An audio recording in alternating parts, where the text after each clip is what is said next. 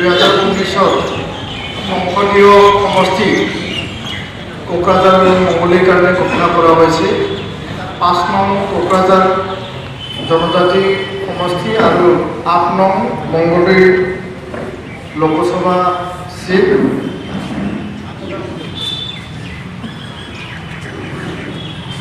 আৰু যোৱাকালি নিখিল বড়ো ছাত্ৰ সন্থা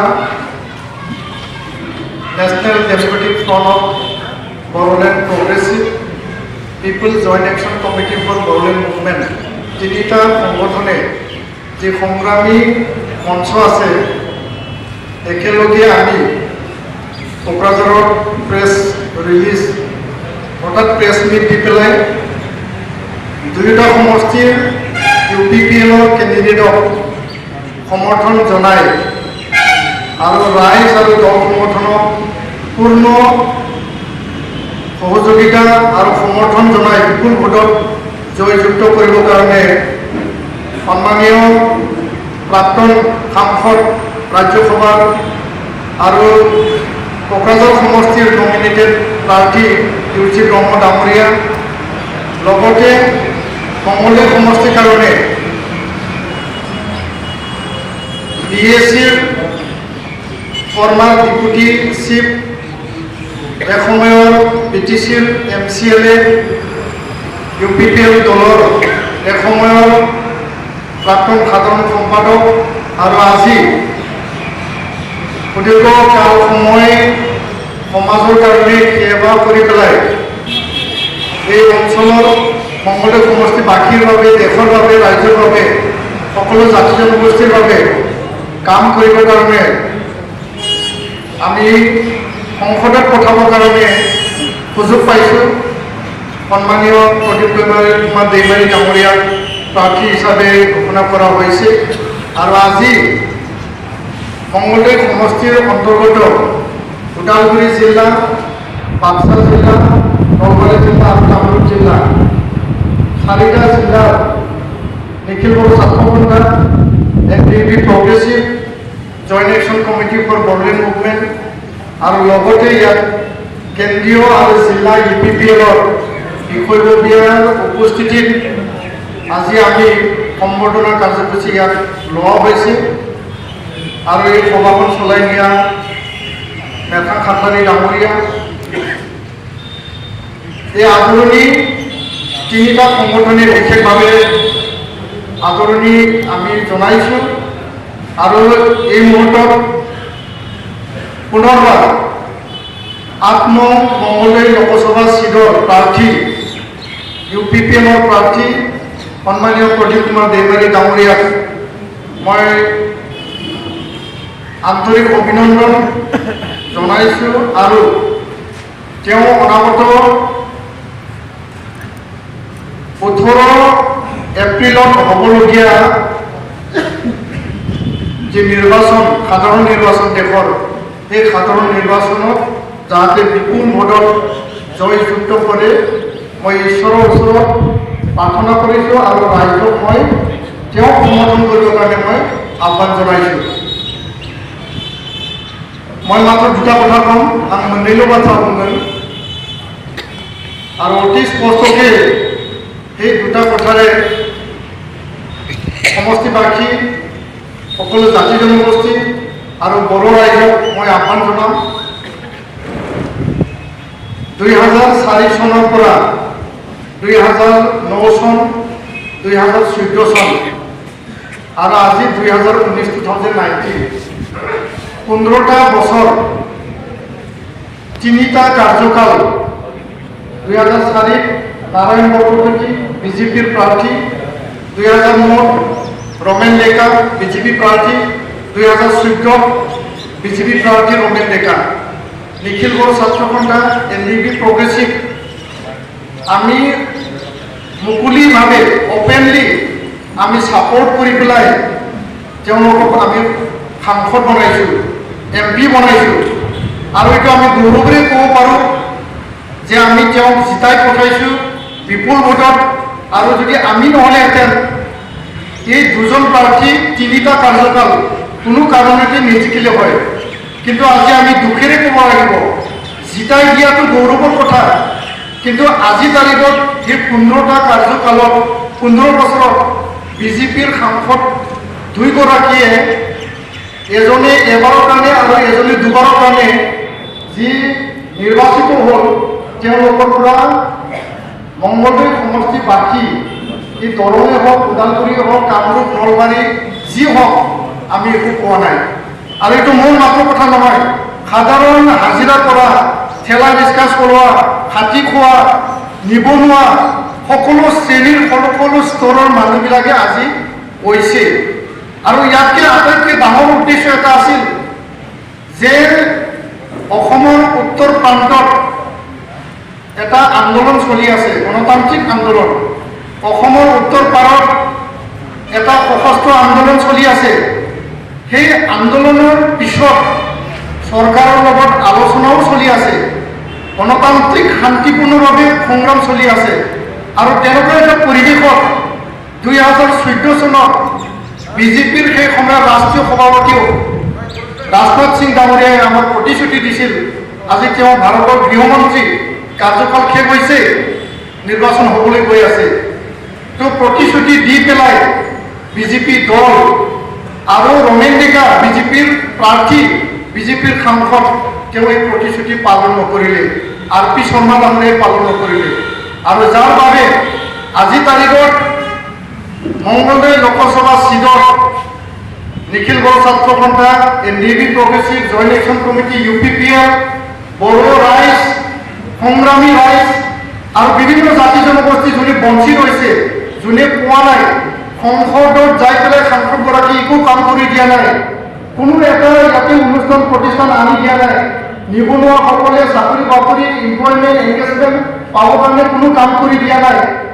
সেই সকলো বঞ্চিত শ্ৰেণীৰ ৰাইজ, জনসাধাৰণ ভোটাৰবিলাকে আজি এটা নিৰ্ণায়ক ভূমিকা ল'ব। আৰু আমি দাবী কৰিব পাৰোঁ মংগলদৈ সমষ্টিত আজি যিখিনি দল সংগঠনে ইয়াত থিয় হৈছে আমিয়ে ফেক্টৰ। তাৰমানে এইটোৱে বুজায় যে 15টা বছৰ আমি বেলেগক বাদ চালোঁ, কাম কৰিবৰ কাৰণে পঠালোঁ, কিন্তু সংসদত যাই পেলাই কোনো এটা প্ৰশ্ন আমাৰ সমস্যাৰ কাৰণে তেওঁ মাত নামাতিলে। আমাৰ সমষ্টিত ৰমেন ডেকা হওক যিয়ে হওক আহিব লাগিছিল, আহা আমি দেখা নাপালোঁ। আৰু আমাৰ লগত যেতিয়া তেওঁ প্ৰাৰ্থী হৈছিল আমাৰ লগত বুজাবুজি হৈছিল, কিন্তু সেই বুজাবুজিৰ চৰ্ত এটাও তেওঁ কাৰ্যকৰী নকৰিলে, পালন নকৰিলে। উন্নয়নৰ কাম একটোপাৰ উন্নয়ন, central scheme, central project, national মানে এজেণ্ডাত থকা কোনো স্কিম আমি মংগলদৈ সমষ্টিত আমি দেখাবলৈ পোৱা নাই, কোনো অনুষ্ঠান প্ৰতিষ্ঠান আমি দেখিবলৈ পোৱা নাই। তো ইয়াৰ কাৰণে আমি বাধ্য হৈছোঁ আৰু আমি গৌৰৱেৰে UPPL যি মানে পাৰ্টি আছে, দল আছে, সেই দলে যি ঘোষণা কৰিলে প্ৰদীপ কুমাৰ দৈমাৰী ডাঙৰীয়াক আমি পূৰ্ণ সমৰ্থন দিছোঁ। আৰু আমি যিহেতু ফেক্টৰ, আমাৰ হাতত যিহেতু বৰ্তমানো 3 লাখ ভোট মানে ভোট আমাৰ তাত মজুত আছে, আৰু যদি 50,000 আমি ভোট ৰাইজৰ পৰা আমি বিচাৰোঁ, ৰাইজে আমাক ভোট দিবলৈ গোটাই সাজু। কাৰণ মংগলদৈ লোকসভা চিটত 20, 25, 30,000 ব্যৱধানত সেই কেণ্ডিডেটবিলাক জিকিছে। না ইয়াত কংগ্ৰেছ জিকিব পাৰে, না BJP জিকিব পাৰে, না AGP জিকিব পাৰে, না কোনোবা দল জিকিব পাৰে। আৰু আটাইতকৈ ইয়াৰ কাৰণে সুখী যে মংগলদৈ সমষ্টিত উত্তৰ পাৰৰ পৰা প্ৰথমবাৰৰ কাৰণে ভাৰত স্বাধীনৰ পিছত আমি নিজৰ খিলঞ্জীয়া মানুহ হিচাপে আমি এটা প্ৰাৰ্থী, এজন প্ৰাৰ্থী আমি পাবলৈ সক্ষম হৈছোঁ। তো ৰাইজ আৰু মানে আমাৰ যি দল সংগঠন আছে আমি একেলগে কাম কৰিম, একেলগে আগবাঢ়ি যাম। আৰু প্ৰদীপ কুমাৰ দৈমাৰী তেওঁ সমাজৰ কাৰণে কাম কৰিছে, তেওঁ বলিষ্ঠ নেতা হয়।